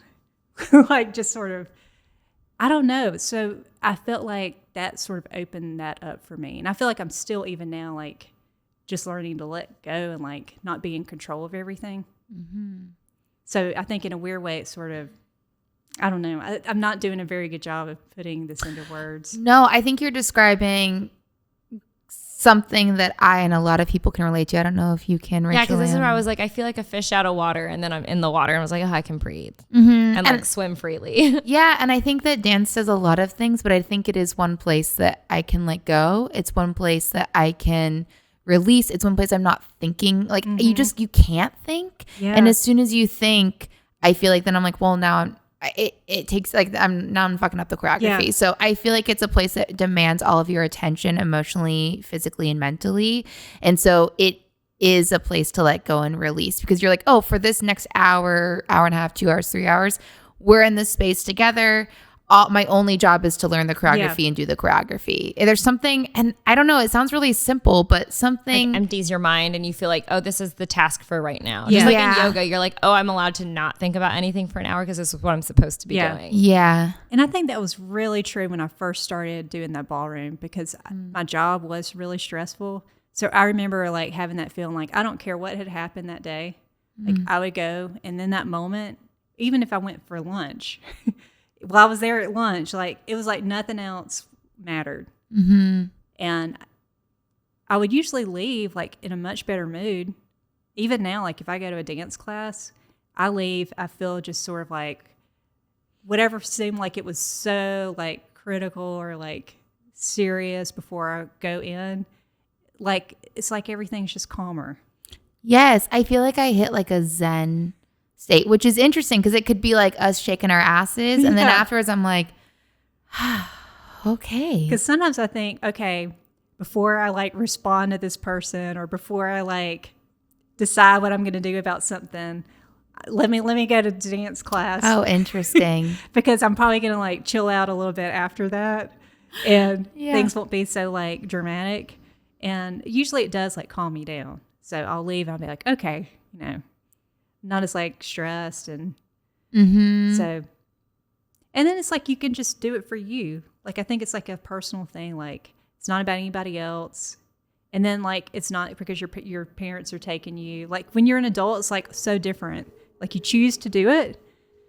And whether it be dance or anything else, it's like you're making a conscious choice. No one's forcing you. It's like something that you've done just for yourself. It's a little thing for you. Mm-hmm.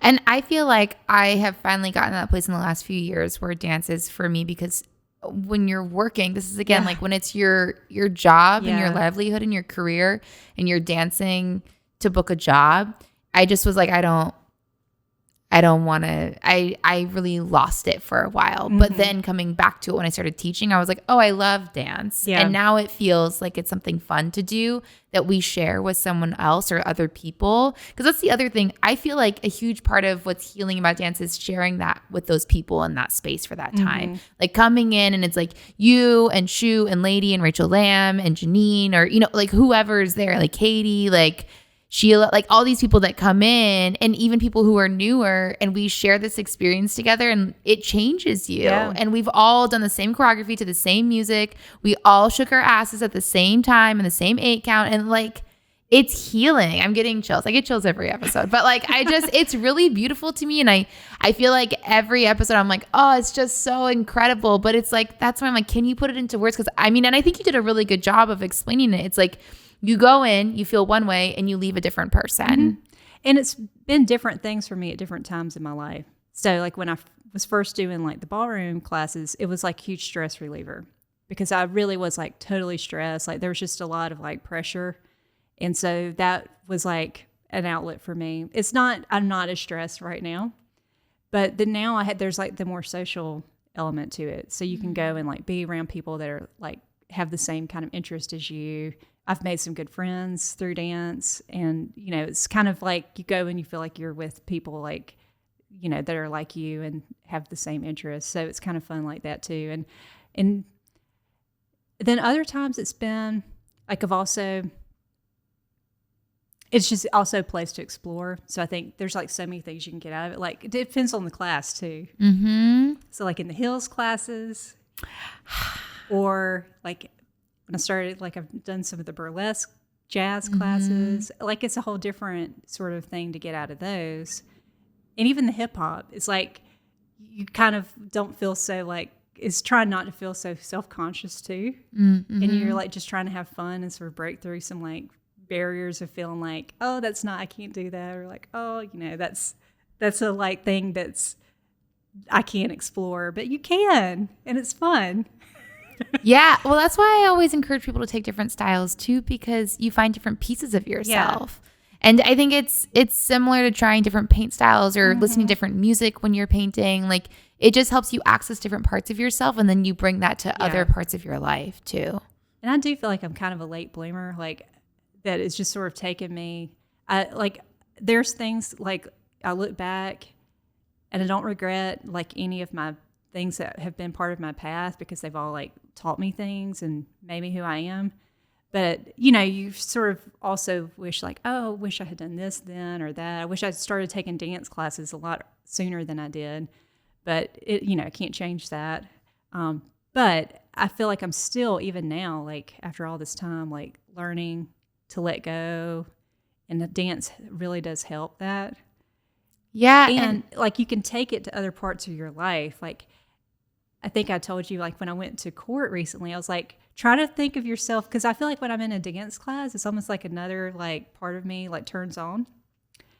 And I'm trying to learn how to harness that into other parts of my life, because I feel like I'm almost like, sorry. No, it's okay. It's okay. I'm like, you're saying beautiful things, and I'm like, I want to make sure we catch everything. I know. It's like I want to try to bottle up or like harness like either like the confidence or like other things that dance makes me feel like when I'm in a class, and like take that to my life in general. And it's not easy, but I think the more like you sort of let yourself go and like do those things, like you can find ways to, I think slowly, because when I went to court recently, I was like, think like you're walking into like, it's time to do the routine. And the music's on and it's like your group, and you're like, got to put on, Instead of doing your like walking to Walgreens analogy, you're gonna be like, it's like you're walking into court, Melissa. Do your court walk. Because it's the whole like fake it till you make it thing, and the look like you, even if you mess up, keep going.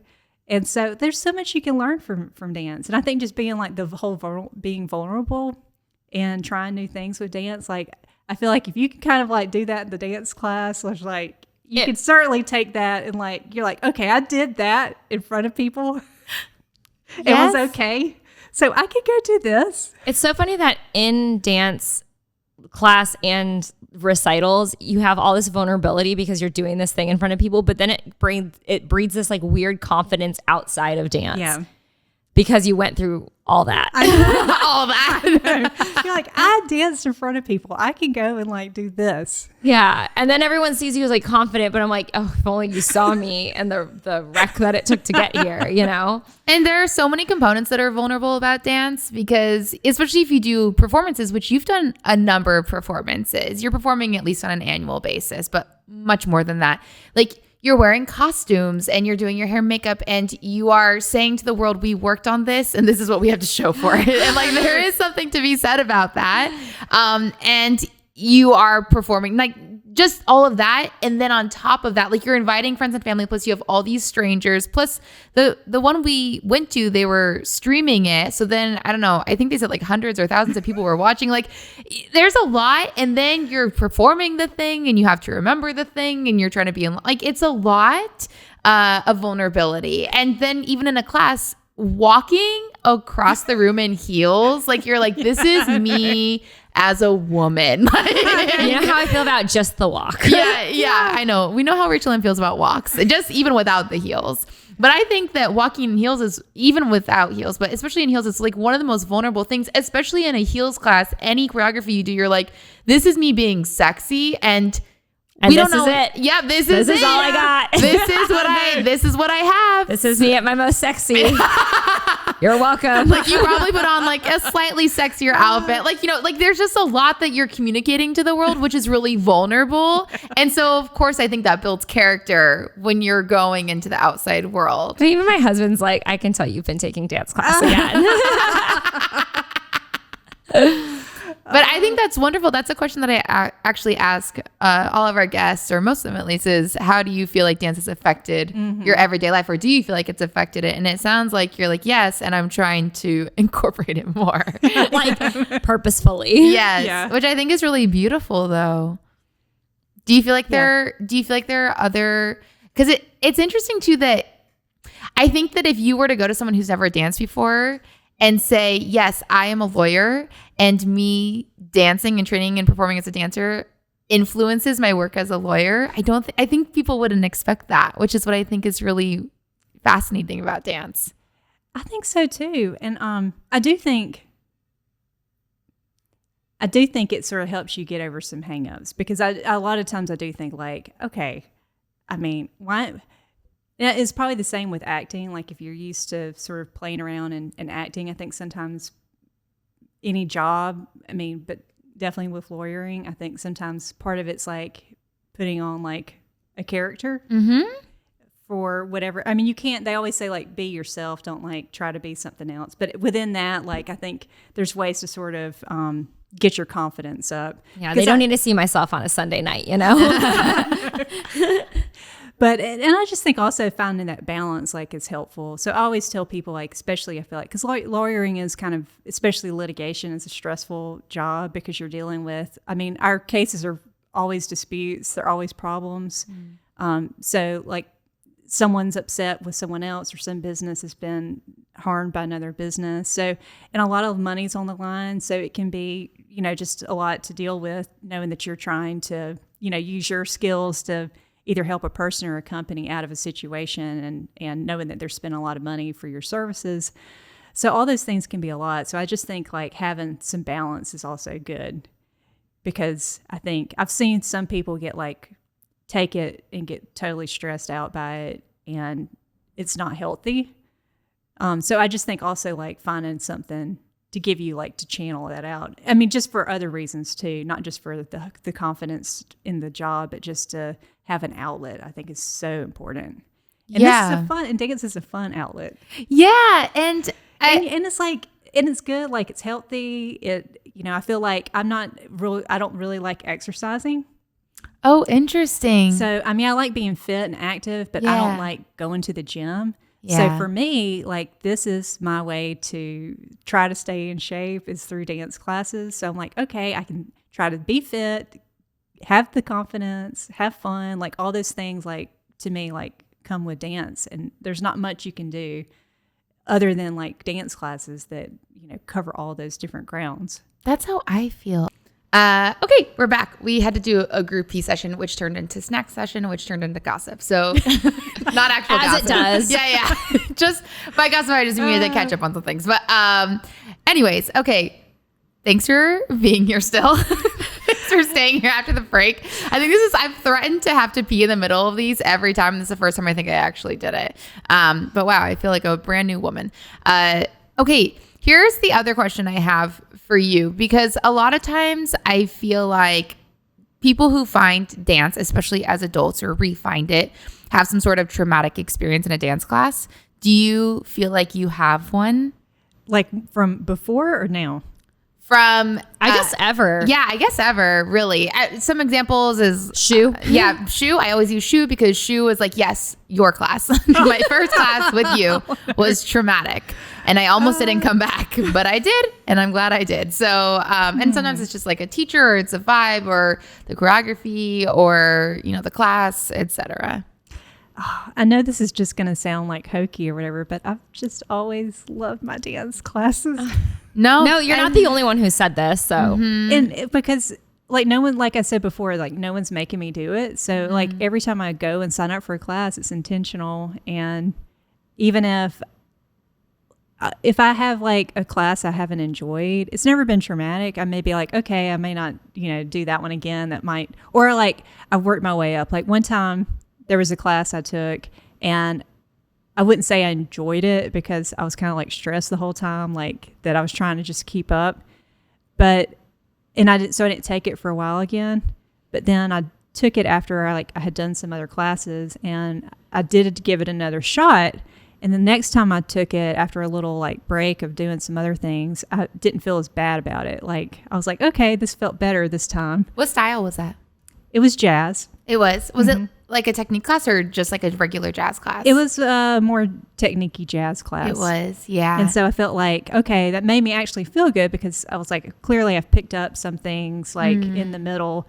I think as long as you kind of know, like, and I think sometimes I have to tell myself especially before I take a new class, like, it's okay. Like, you're just don't have expectations. And I try to like really tell myself, and it's easier said than done, like, don't get upset if you don't do it. Like, worst case scenario, you look like an idiot, and then it's over. And it's just an hour or like however long the class is. And then sometimes I may even tell the teacher, like make sure they know I'm not like experienced, and if it's a style like I really am not good at, like don't feel like comfortable with, sometimes I may tell the teacher because I just don't want there to be. You tell them that on the front end? Yeah, like sometimes I just don't want, especially if I know like it's a teacher that's kind of intense. Because I don't want him to think like be as like we both surprised. look at you, Mallory. I have done that before, just to be like, okay, like this is new for me. It's just interesting. To let you know. It's so funny because I wanted to do that because I recently took a dance class where everybody else in it is probably a professional dancer except myself. And I was like, but I don't know if this teacher's vibe would really accept me being like, hey, by the way, this is going to be terrible and don't wait up for me. It was more of like, in my mind, I just wanted to be like, you don't have to wait up for me. Like I knew what I was getting into by struggling along to the side. But I'm like, they can tell. They know. They see it. Had that whole conversation in my brain without telling them. And one time I asked a teacher, like, would I be like comfortable like taking your class even if I'm like clearly not like at the level? And she kind of discouraged me from taking it. So I was like, okay, that was a clear sign not to take it. But I was like, I kind of appreciated that she was honest, you know, that I would feel out of place. So I was like, ooh, I thought was she'd be it like, labeled no, like a beginner class or was it labeled intermediate? I think it might have been like either beginner / intermediate, but I think I had already kind of heard that it was more intermediate. Also like a jazz class, probably. So I was like, okay, like the fact she was not like, because sometimes people be like, oh no, come anyway, like it'll still be okay. But she was like, well, you might want to wait. She's like, no. So I was like, do not This show is up. not for you. I'll pass. I think that's an interesting tactic, though, that people can do because sometimes it does. I mean, I will tell you as an educator, I don't want to say it doesn't make a difference. I think it just gives me an insight to where that person is. Like, it doesn't change how I teach the class or anything. I'm just like, oh, this person's nervous. Got it. Or they are XYZ. So I always appreciate communication on any front. The cat's like, she's like, I will make a spectacle and I don't care how I have to do it. So everyone on the podcast can hear that my cat is getting attention. She does it. It's the same cat. There are multiple cats here, but it's the same cat every time, who's like gets up, walks on the table, meows. Rocks her face on the microphone. Yeah, she's just like such an attention hog. Well, she's mad we didn't give her snacks during her snack break, so now she's like, great, I'm gonna fuck everything up for everyone. But yeah, it's just interesting because I think that I'm thinking as a student, if I were to do that, it would give me, it would put me at ease to be like, okay, you know that I know that you know, like that we're on the same page here. Like I don't feel like I'm fooling anyone. Yeah. I mean, I think Rachel said, it's usually obvious, but I think sometimes it kind of frees me to be like, okay, it's not like there's just something wrong today. Like, I'm just a little like not up to speed with maybe the rest. And what I will say about you is that you always keep up in a class. Like, I mean, I don't know. I haven't seen you in every class ever, but I feel like you always have a really positive attitude in class too. You're also always smiling, like constantly. You're the mask. You could have seen it. Yeah, I could see it. It's true. I could see it through the mask. You're constantly smiling. Like even as you're like messing up, you're like laughing about it or like smiling. Like it's not even like this. It's such a specific smile that I've never seen on anyone else. Because some people are like, that was terrible, but you're just like, that's my face. Yeah. Like, there's just something so pleasant about it. Like. You just like are like beaming the entire time. Like even like through a warm up when I come to stretch you, when we're doing abs, like everything the whole time, you're just like beaming. It's so wonderful. Well, I am having fun. And even when I feel like a total idiot, like I am laughing at myself usually because I feel like that's the only thing you can do. Mm-hmm. And I think you can't even be an idiot when you're that joyful. Like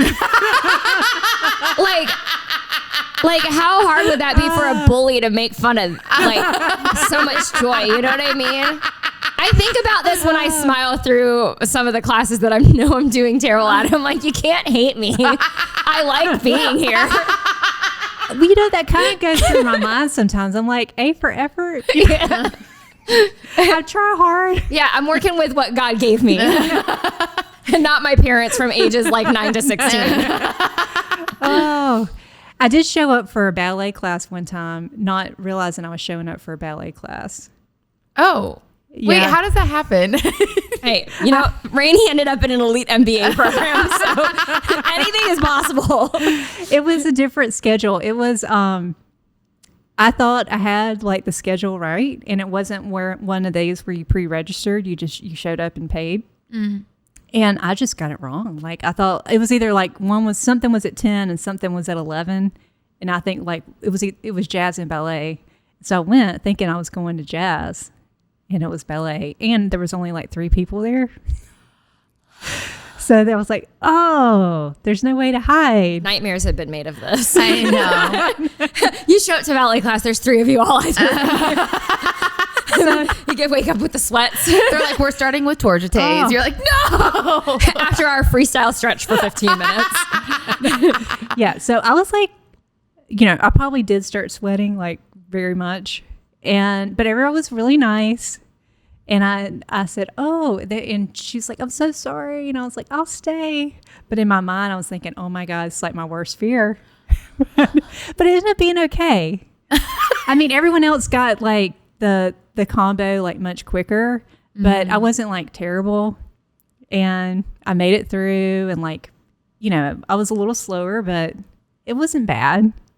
And I was like, afterwards, I was like, you know what? I should take another ballet class. But I think that was the last one I took. You're like, and that was 80 years ago. It actually wasn't that long ago. It was like 2 years ago. Oh, that's not that long at all. Yeah. I will say the other thing, when I first moved to Atlanta, I took a ballet class and this was when I was dancing professionally. So I was like, I need to be in a ballet class, and I couldn't find a good ballet class I liked. So I took one that I think was labeled as beginner intermediate. Like it was a pretty, whatever, early in the process class. And the other thing about ballet classes too is sometimes that teacher teaches the same bar the whole time. So the first 45 minutes are essentially choreographed already. And so everyone who takes that class every week already knows it. So then they're like, okay, tendu, da, da, da, da, da. And I'm like, I don't. And then they're like, okay, let's go. And I'm like, well, and in ballet, the teacher isn't typically doing the bar with you. So you're following other students. Yeah. So you want to talk about feeling like a fucking idiot. I was like, okay, cool. And then, because in jazz, like, listen, my jazz warm-up is the same. Like, my hip-hop warm-up is the same. So there are people who know the warm-up. Like, you two know my warm-up. Which also linked to the jazz warm-up because we filmed it. Yeah, we filmed it. Rachel Ann was like, we need to film your jazz warm-up because I need anything it. for your students, including myself. Well, it's wild because when I don't think I've told you this, but Melissa, I have been having tremendous back pain, and it's been on and off. I had a car accident, blah, blah, blah. But I hadn't been dancing for a while because I'd been working in New York a lot. And so I hadn't been doing my warm up or dancing much of all. And then it was getting worse. And so I was like, okay, I'll foam roll more. I'll stretch more. I'll do more core work. Like I was doing all these things and it would kind of get better, but it wasn't really getting better. And so then Rachel Ann was like, we should film your jazz warm up. And I was like, I don't know if my body can handle that, but let's just see what it can do. We did the whole thing, like the elevates, like the foot ankle streak and everything. And my body felt fucking fantastic afterwards. Like, I was like, and we were doing that probably 3 days a week between the classes that you're teaching, because it's the same warm up for her leaps and turns class and her jazz class for the most part, right? Yeah. So we were doing it 3 times a week, and I was dying filming it just the one time, but I was like, I can't believe we used to do this 3 days a week. No wonder things just didn't hurt the same. Yeah, but it's like even just doing that small little warm up every time, because as a teacher, I'm not like, I'm doing it, but I'm like leading it. So I'm not in it, but doing it. And I was like, oh, I'm like able to do my splits for the first time in months. Wow. Just from like doing the warm up once. I don't know what it is. I don't know what sort of like weird voodoo magic I did. Yeah. But it's wild. So anyways, but yes, I'm like, I have the same warm up, but it's different in jazz and contemporary because at least you're following someone in front of you. But at a ballet bar, sometimes you're just facing a wall. What do you mean by that? Like the jazz and the contemporary? So like how I have a jazz warm up that's the same every time. So people who've been in my class can probably do it by muscle memory. But if you're new in the class, it can be overwhelming to follow a jazz warm up where everyone knows it and you don't know it and you're new. Same in contemporary. But in ballet, you don't warm up, right? Like you do the bar. Oh, yes, that is the warm up. Yes, that is the warm up. And usually Unless you're just in the bar class. Yeah. And you never work in center because you're so new. But keep going. And so, in ballet, which actually it's probably good that we go this. So in ballet, a typical class is an hour and a half, but sometimes they're an hour, maybe 2 hours. And so a lot of times bar is going to be 45 to 60 minutes, which means that you are, for most of that, you have one hand on the bar. So if you're doing the right side at a bar, you have your left hand on the bar and you're facing, like your body is facing away from the bar. Like you're at like a 90-degree angle from the bar and you're working your right foot. And then you turn around and you put your right hand on the bar and you work the left foot or the left side.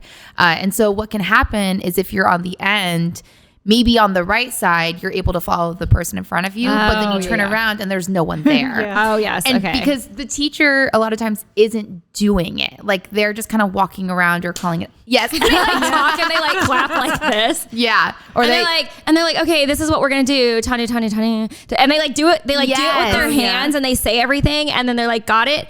And then like when you do it and you have no fucking idea what they're talking about. Yes. And then it's like, who has any questions? Like after they go through like the whole thing for like the entire whatever the warm up is going to be. And they're like, any questions? I was like, I'm not. Like in my brain, I'm like, I don't have the vocabulary for this. Yeah. I'm not retaining anything. I don't know where to start. And that bitch looks like she knows what she's doing. Yes. Because also, somebody. I do have the vocabulary and I still am sometimes like, I just need you to go over that 20 more times because it's sometimes too. And some of the music that they pick is actually kind of hard. Yes. Because I find that and then I went to like a contemporary ballet class where they had more contemporary music and it was actually harder. I was like, okay, so now I know why we're sticking to classical. Like, I don't know. Not everyone feels this way, but I was like, there was something about it that I was like, oh, I'm not used to the music. And then I'm not used to the music. Then they would go over like the musicality for it. I'm like, look, I'm still like back at stage one. Mm-hmm. And that was the last ballet class Rachel ever took. I do go because it's one of those things that you keep showing up and maybe in like 4 years it'll click. But yeah, and the thing is that there's just like a different culture to ballet a lot of times too. So also the class is usually very quiet. Yeah. So it also like you like clear your throat and like everyone hears it. It like echoes in the room. Yeah, so you it's roll your eyes and they can sense it from the other side. It can be a little overwhelming. Like, and again, I grew up doing ballet and all the things, and I still sometimes walk into a new studio or even a place I've been before, and I'm like, it's the silence is like deafening, and I don't know what we're doing. And so that's why to me, I'm like, oh, it can be a little extra overwhelming going into a ballet class where everything is like the same every week. Whereas in a jazz class, at least we're all facing the front. You can stand in the back. You can watch the teacher do it, which is completely the mirrors different. on two sides if the studio makes sense. Yes. Whereas like in a ballet class, you're sometimes facing, it's a healthy exercise. But if the teacher is someone who's going to like mark it with their hand real quick and everyone knows it, it's just a little overwhelming. So, and I don't say that to try to convince people to not go to a ballet class. I'm saying that be prepared. And also there are also ballet teachers though, who are going to break it down every time and who don't have the same choreography or the same exercises. I also think though, if you go in with the mindset knowing it's going to be like that, sometimes it makes it more bearable. Cause I knew this about like this one hip hop class that I took recently. Cause it was a class that I knew they weren't going to break it down because it's not for that. And so it doesn't bother me that they don't, because I'm like, I know what I signed up for. Like, I know that I'm going to be here in this kind of environment. And if that was a certain type of thing for a class that's advertised differently, it would have bothered me. But I'm like, we all know what we're doing here. Yeah. So like same thing with like the ballet class. Like if it's not designed to be like intro to ballet, and then you go and it's like someone just like talking through the motions, I'm like, that would probably irritate me more than if it was just a ballet class where it's an adult beginner, but you can like just from the description, you can realize that they expect people to know like all of their positions and all of the arm stuff, and there's going to be no breaking down. Mm-hmm. Yeah, absolutely. Oh yeah. I'm like, it's time to get in a ballet class again. I feel like those are some muscles that are worth exercising. Not just, I don't mean like my physical muscles, but like the mental muscles of being in a ballet class are very different than a jazz or I feel like it'd be so fun if I could do it. Like I look around, I'm like, there is an alternate universe where Rachel can do ballet, and this would be the shit to do. Like you and I should take a ballet class together because we never have. And I feel like, I mean, Melissa, feel free to join us. So I think actually it would that would be such a fun outing. Yes. Okay. Ballet class S3 2022. I mean, and listen, the most embarrassed person should be me because it's not going to be pretty, and I'm the teacher here. So like it's It's not going to be pretty. So let's just all know that it's not going to be pretty when we go. But I think that we can. Have you seen me in 5th position? Have you seen me in 5th position? Have you seen me in position 4.5? So very, that's not a thing? Okay. very old school jazz. I don't know if you did this growing up, but you would do pliés as part of the warm up. Did you do that? We did pliés. Okay, yes. I hate pliés and tendus as part of a jazz warm up. And like, for the record, one of my favorite contemporary classes I take right now, they do pliés and tendus and like, and including 5th. Cause also or like all that, like, what is it? The Horton shit that they... yes. The squatting. You can't see what I'm miming, but what I'm miming is the Horton warm-up. I'm just like, I just hate it. Like especially if I don't know what's coming, but even when I know it's coming, like the second time I took this person's class and I love this class. To be clear, love York. the music. York, right? Yeah. I love this class so much. And the first time I was like, she feels like a bitch that would do pliés and tendus, but let's just hope for the best. And it's an 1.5-hour class. So I just like warm-ups tend to be a little longer. And yep, sure enough, we did. Came. And then the second time I was like, I wonder if she has the same warm-up every time, probably. And I knew they were coming. It's just terrible. I don't know why I hate them so much. It's just like it's because I don't have turnout. So like even now, let me just show y'all. Okay, you can just narrate. Like this is...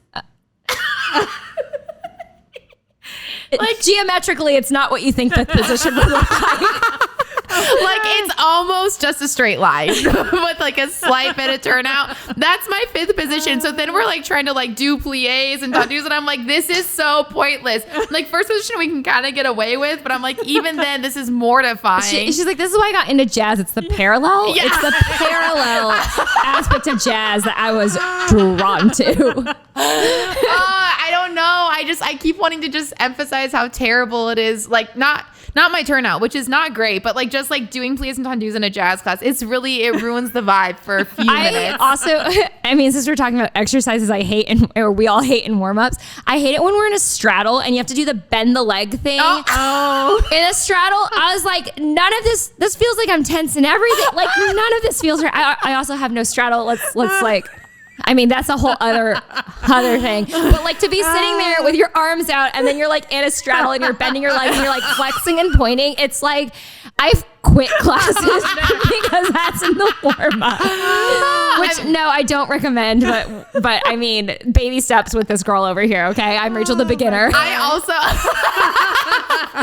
You're like, I've earned that title. I've earned this title. I also don't like that exercise. Again, very old school, which like, and listen, I'm sure someone's getting something out of it, but I want to talk to that person because someone was like, this really warms me up. And I'm like, someone who's like double jointed and hyperflexible is really enjoying that warm up. You'll notice that my warm up is so straightforward. This is why I'm like, there's no flowing in and out of things. Like we're in the stretch or we're fucking out. Like that's how I feel. One other one that I really want to, and you always know it's coming. When that left or right arm starts swinging, you know it's coming. Rachel, I was referring to when you're in a straddle and you put your arms out and they like move their wrists and their arms like side to side to the right and left. Like I was like, yeah, you're like stretching over and I'm like, nothing's working right now. Nothing's working. I'm so angry. And like, no offense to any educators or teachers who like use this. Because it is dance. It's correct. Yes. Like, listen, it's like plenty of people. I grew up doing that warm, but like also it makes me want to vomit every time. It's so bad. And the other one is when you're on your back. And all those people are like, and this is the exercise you need. Yeah.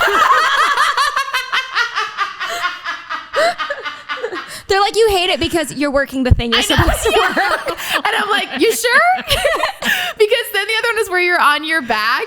And then you're like stretching like in a split on your back and you're like plie and straight. I want you to know I'm at a 90-degree angle every time. I have my full splits and every time I'm like, this is doing nothing. I'm so angry. So when there was a class that I loved in LA, I loved the teacher. I took from her for years and she had tendus pliés, the side swipe and the straddle and the plie to the straight and the back split. And I was like, this is how you know I fucking love you because I endure this fucking warm up I'd go to her class like twice a week, but man, Oh, it's so There are bad. 2 ballet teachers at the studio we took classes at that I really like.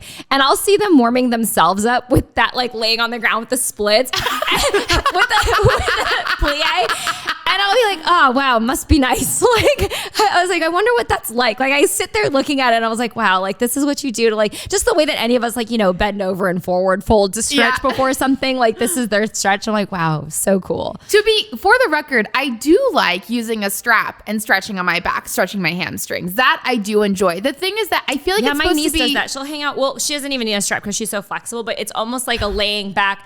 Must be nice. Like, yeah, like almost like a lizard pose. Like she'll just hold it. And I'm like, oh, that's cool. Like I like for you. Very talented young 14-year-old child. Did you read the jealousy in my voice? It was there. Oh, Rachel Lamb is actually, I think, of all the adults I know, the most jealous of 14-year-olds because she's like, oh, must be nice to be that flexible and talented and have parents who put you in dance at that age. 4 years later, paying adult prices for things. Yeah, I think my issue with that, without using a strap for me, is that I feel like you're supposed to stretch your hamstring and then like maybe a little bit of that, like the hamstring of the leg that's up and then a little bit of that hip flexor maybe of the leg that's down on the ground. But if I'm holding it without a strap. Oh, something cut. Something did cut. I know. Wait, better? It's back. Yeah, weird. Okay. Oh, What does that mean? Is it out of storage? It's in there. It's never done that before. I know. They're like, stop talking shit. That was the universe. I know. Cutting us Wait, off. is this working? Yeah, it is. Okay, it's starting. So if you're stretching back. Yeah, if you're stretching back, it's supposed to stretch the hamstring. My understanding is it stretches the hamstring of the leg that's up in the air and then the hip flexor of the leg that's still down on the ground. And so when I am holding my leg instead of using a strap, I start tensing the quad of really both of them, but especially that leg that's up. So then that's blocking me, I feel like, from getting forward because I've had teachers come over and push my leg down. I think this is what happens when we hit 2 hours. Oh, P.S. Oh, even though we're at 24 minutes for the second one? Yeah, I don't know. Okay. I don't really know. But even though, so they're just going to hear us troubleshooting in and out on this entire episode. So sorry, there's like weird cutting because some of us are cutting out. Yeah. Me. That's so weird. It's never done this before. Oh, even like it's saying, oh. No, I was like. It's not the card. I don't think the card would be full, but I do think we are close to our limit. So we'll wrap it up. Yeah. I feel like last time it told us we were close though. Remember it popped up and was like, you're close to space. We don't have our engineer here. Yeah. /RPA/ Rachel Lamb's husband. Okay. So starting over. Yeah. We'll finish this up. It's done. Okay. Yeah. If it comes in one more time. Wait, there we go. There it is. Yeah. So I just like to use a strap. That's Yeah. I love a strap on moment. So we're having technical difficulties because we hit our limit. So so we would like to thank Melissa for being an awesome guest in this really awkward exit. This means who hasn't talked in the last 20 minutes. So we'll just have to have a part 2 in the future, which we would be very excited to have. I think we're going to play our outro music. Oh, okay. So sorry.